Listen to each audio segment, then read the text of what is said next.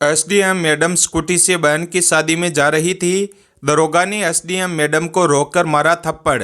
SDM काजल मिश्रा अपनी साधारण सलवार कुर्ता में स्कूटी पर सवार होकर तेजी से अपनी बहन की शादी में जा रही थी। ना कोई सरकारी गाड़ी, ना कोई सिक्योरिटी, बस एक साधारण लड़की की तरह स्कूटी चलाते हुए जैसे ही वह हाईवे पर पहुंची, सामने पुलिस की बैरिकेडिंग नजर आई। 3-4 पुलिसकर्मी सड़क पर खड़े थे और बीच में दरोगा राजेश यादव वर्दी में खड़ा था। उसने सामने आते ही काजल को हाथ के इशारे से रुकने को कहा। ओ लड़की, स्कूटी साइड में लगा। दरोगा की आवाज़ में रौब था। कहाँ जा रही हो? दरोगा ने सवाल किया। मेरी बहन की शादी है, वहीं जा रही हूँ, काजल ने शांत लहजे में जवाब दिया। दरोगा ने ऊपर से नीचे तक काजल को घूरा और फिर मुस्कुराते हुए बोला, अच्छा तो शादी में जा रही हो, लेकिन हेलमेट नहीं पहना और स्कूटी भी बहुत तेज चला रही थी। चलो चालान भरना पड़ेगा। दरोगा ने चालान बुक निकालते हुए कहा। काजल को अंदाजा हो गया कि यह एक बहाना था। वह बोली, सर मैंने कोई नियम नहीं तोड़ा है। अरे मैडम, कानून हमें मत सिखाओ। उसने साइड में खड़े एक सिपाही को देखा और फिर काजल की ओर झुकते हुए फुसफुसाया, ऐसे नहीं मानेगी, इसको तरीका सिखाना पड़ेगा। अचानक दरोगा ने जोरदार थप्पड़ काजल के गाल पर जड़ दिया। बहुत सवाल पूछती है, जब पुलिस कुछ कहे तो चुपचाप मान लेना चाहिए। काजल का सिर एक पल के लिए झटका खा गया, लेकिन उसने खुद को संभाल लिया। उसकी आंखों में आग थी। दरोगा ठहाका मारकर हंसा और अपने साथियों से बोला, अभी भी अकड़ बाकी है, लगता है अच्छे से सिखाना पड़ेगा। एक सिपाही आगे बढ़ा और बोला, साहब थाने ले चलें, वहाँ आराम से मामला देख लेंगे। दरोगा सिर हिलाकर बोला, हाँ इसे थाने ले चलते हैं, तब समझ आएगा कि पुलिस से कैसे बात की जाती है। एक सिपाही ने काजल का हाथ पकड़कर खींचा। चल जीप में बैठ। काजल ने अपना हाथ झटका और गुस्से से बोली, हिम्मत मत करना। दरोगा का पारा चढ़ गया। उसने अपने एक आदमी से कहा, इसका घमंड तोड़ो। एक सिपाही ने आगे बढ़कर काजल के बाल खींचे और जबरदस्ती घसीटने की कोशिश की। काजल दर्द से कर्रा उठी, लेकिन अब भी अपनी पहचान छुपाए रखी। वह देखना चाहती थी कि ये लोग कितनी गिरी हुई हरकत कर सकते हैं। तभी एक पुलिस वाले ने गुस्से में उसकी स्कूटी को लात मार दी। बड़ी आई शरीफ बनने, अब तेरा खेल खत्म। काजल पूरी तरह समझ गई थी कि ये लोग कितने नीचे गिर सकते हैं। दरोगा की आंखों में गुस्सा था। उसने जोर से चिल्लाकर कहा, बहुत देखे हैं तेरे जैसे अकड़ू लोग, पुलिस से भिड़ेगी, अभी औकात दिखाता हूँ। ले चलो इसे थाने में, वहीं समझाएंगे। एसडीएम काजल मिश्रा अब भी चुप थी। उसने अपनी पहचान बताने का कोई इरादा नहीं किया। वह देखना चाहती थी कि प्रशासन कितना नीचे गिर चुका है, कितनी हद तक ये लोग अत्याचार कर सकते हैं। दरोगा राजेश यादव अब झुंझला चुका था। उसके सामने एक लड़की खड़ी थी जिसने उसके तमाचे खाए, जिसके बाल खींचे गए, जिसे हाथ पकड़कर खींचा गया, लेकिन वह अब भी चुप थी। दरोगा ने सिपाहियों को घूरते हुए कहा, ले चलो इसे थाने, वहीं देखेंगे इसका क्या करना है। 2 सिपाही काजल के दोनों हाथ पकड़कर घसीटने लगे। छोड़ो मुझे, काजल पहली बार जोर से बोली। दरोगा हंसा, अब जुबान खुली, चल थाने में, वहीं देखेंगे कितना बोलती है। थाने में घुसते ही दरोगा ने जोर से चिल्लाया, अबे चाय पानी लाओ, एक स्पेशल केस आया है। काजल अब भी शांत थी। वह देख रही थी कि आम जनता के साथ पुलिस कैसा व्यवहार करती है। दरोगा ने अपने जूनियर से फुसफुसाकर कहा, सुन, किसी तरह इस पर कोई भी केस डाल दो। सिपाही बोला, कौन सा केस? दरोगा हंसा, कोई भी, चोरी, जेब कतरी, बस अंदर डालना है। काजल सब सुन रही थी, लेकिन अब भी कोई प्रतिक्रिया नहीं दी। दरोगा टेबल पर बैठ गया और कलम घुमाते हुए बोला, नाम बता, घर का पता बता। काजल चुप रही। दरोगा ने फिर से पूछा, नाम क्या है? काजल अब भी चुप रही। दरोगा ने मेज पर जोर से हाथ मारा, सुनाई नहीं देता तुझे? नाम बता अपना। रेणु त्रिपाठी। काजल ने झूठा नाम बताया। दरोगा हंसा, बहुत समझदार है तू, लेकिन ज़्यादा चालाकी मत कर, वरना बड़ी गलती होगी। काजल को जबरदस्ती लॉकअप में डाल दिया गया। एक गंदा बदबूदार कमरा, जहां पहले से 2 महिलाएं बैठी थी। क्या किया तूने? एक औरत ने पूछा। कुछ नहीं, काजल ने हल्की मुस्कान दी। अब वह देख रही थी कि प्रशासन कितना गंदा हो चुका है। अगर एक एसडीएम तक को इस तरह बिना सबूत अंदर कर सकते हैं, तो आम जनता का क्या हाल होगा। काजल अब लॉकअप के अंदर थी। वह सब देख रही थी, सुन रही थी और सब कुछ समझ रही थी कि आखिर प्रशासन कितना गिर चुका है। वह हर हरकत पर गौर कर रही थी। दरोगा ने एक फर्जी रिपोर्ट तैयार करवाई। इस पर चोरी और ब्लैकमेलिंग का केस डाल दो। दरोगा ने फाइल को ठोकते हुए कहा। सिपाही झिझका, लेकिन साहब बिना सबूत के। दरोगा हंस पड़ा। सबूत? इस थाने में सबूत बनाए जाते हैं। थोड़ी देर बाद एक सिपाही आगे बढ़ा और जोर से काजल के कंधे पर धक्का मारा। काजल दीवार से टकराई, लेकिन उसके चेहरे पर कोई डर नहीं था। दरोगा ने हाथ उठाया और थप्पड़ मारने ही वाला था कि रुक जाओ। दरवाजे पर एक पुलिस अधिकारी खड़ा था, धीरज तिवारी। थाने में उसकी छवि थोड़ी ईमानदार अफसर की थी। उसने थाने के अंदर की महिलाओं को देखा। उनकी हालत देखकर उसके माथे पर सिकन आ गई। यह सब क्या हो रहा है? उसने सख्त आवाज में पूछा। दरोगा राजेश यादव मुस्कुराया। कुछ नहीं सर, एक सड़क छाप लड़की ज़्यादा होशियारी दिखा रही है, जरा सबक सिखा रहे हैं। धीरज तिवारी ने गौर से काजल को देखा। उनके हाव भाव किसी साधारण महिला जैसे नहीं थे। इसका क्या जुर्म है? धीरज तिवारी ने राजेश यादव से पूछा। राजेश यादव हड़बड़ा गया। सर, इसने चेकिंग के दौरान बदतमीजी की थी। धीरज तिवारी को कुछ गड़बड़ लगा। धीरज तिवारी ने काजल की तरफ देखा। तुम्हारा नाम क्या है? काजल शांत थी। दरोगा राजेश यादव ने हंसते हुए कहा। साहब, ये तो अपना नाम तक नहीं बता रही है। धीरज तिवारी अब पूरी तरह सतर्क हो गया था। ठीक है, इसे दूसरी कोठरी में डालो। उसने सिपाही को आदेश दिया। राजेश यादव हैरान रह गया। सर, लेकिन मैं देखूंगा कि ये कौन है, धीरज तिवारी ने सख्ती से कहा। धीरज तिवारी के आदेश पर काजल को एक दूसरी कोठरी में डाल दिया गया। यह कोठरी पहले से भी ज़्यादा अंधेरी और गंदी थी। काजल ने चारों तरफ नज़र दौड़ाई। कमरे में एक टूटा हुआ टेबल और एक जंग लगा हुआ लोहे का सरिया पड़ा था। काजल अब इस प्रशासन का गंदा चेहरा और गहराई से देख रही थी। यह सिस्टम कितना गिर चुका है। उनका हर मिनट का अनुभव ये साबित कर रहा था कि कानून सिर्फ कागजों में ही था। अचानक एक सिपाही भागते हुए आया। सर, एक बड़ी गाड़ी बाहर खड़ी है। राजेश यादव चौंका।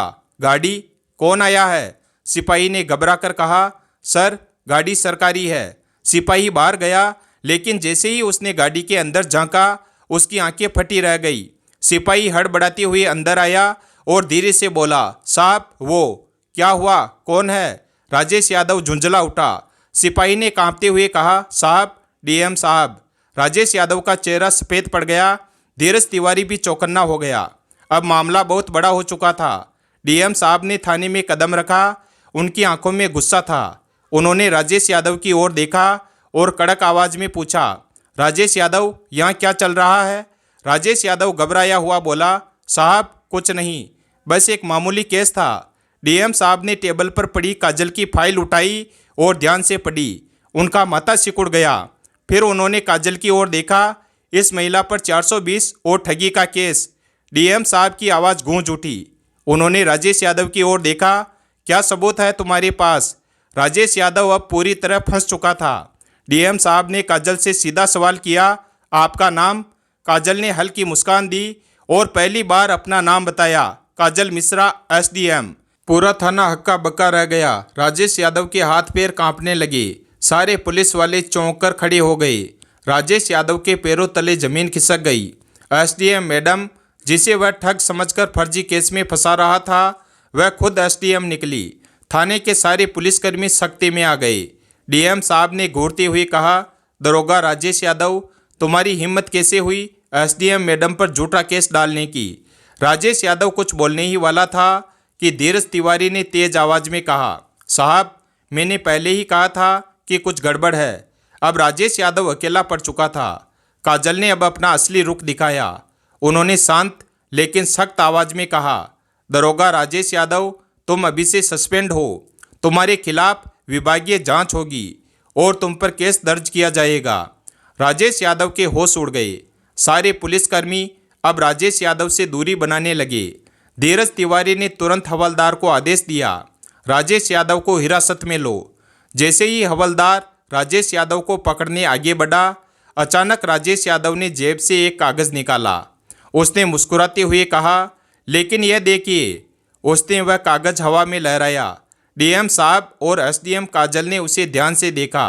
राजेश यादव ने ठहाका लगाया। यह रहा मेरा ट्रांसफ़र ऑर्डर। 3 दिन पहले ही मेरा ट्रांसफ़र हो चुका है, तो अब आप मुझे सस्पेंड नहीं कर सकती।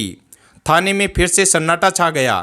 काजल ने कागज अपने हाथ में लिया और गौर से पढ़ा। क्या यह असली है? डीएम साहब ने कड़े स्वर में पूछा। डीएम साहब ने धीरज तिवारी की ओर देखा और बोले, इस कागज की तुरंत जांच करो। अगर यह असली निकला तो भी राजेश यादव का निलंबन रोका नहीं जा सकता। राजेश यादव की हंसी अचानक गायब हो गई, क्योंकि अगर कोई भी सरकारी कर्मचारी ट्रांसफ़र के बाद भी गलत गतिविधियों में शामिल होता है तो उस पर कार्यवाही की जा सकती है।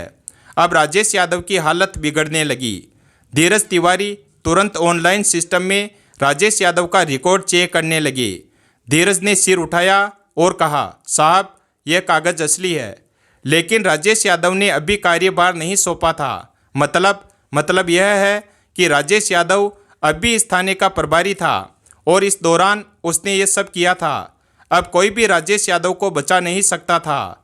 एसडीएम काजल ने सीधी नज़र राजेश यादव पर डाली और कहा, अब तुम्हारी असली जगह तुम्हारी अपनी जेल में होगी। गिरफ्तार करो इसे। डीएम साहब ने आदेश दिया।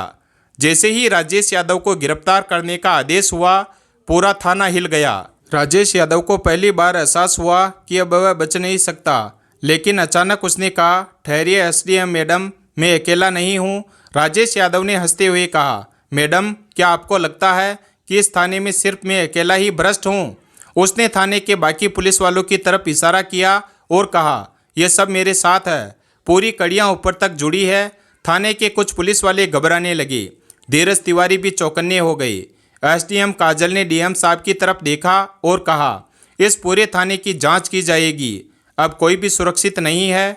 डीएम साहब ने तुरंत आदेश दिया, एंटी भ्रष्टाचार पुलिस टीम को बुलाया जाए। पूरे थाने में हड़कंप मच गया। जैसे ही टीम ने जांच शुरू की, कुछ पुलिस वालों के चेहरे पीले पड़ने लगे। एक हवलदार आगे आया और एसडीएम मैडम के सामने हाथ जोड़कर बोला, मैडम, मुझे माफ़ कर दीजिए, मैं तो सिर्फ आदेशों का पालन कर रहा था। तभी अचानक एक पुलिस वाले ने फाइल निकाली और कहा, मैडम, हमारे बड़े साहब भी इसमें शामिल है। कौन बड़े साहब? डीएम साहब ने गुस्से में पूछा। पुलिस वाले ने डरते डरते जवाब दिया, एसएसपी साहब।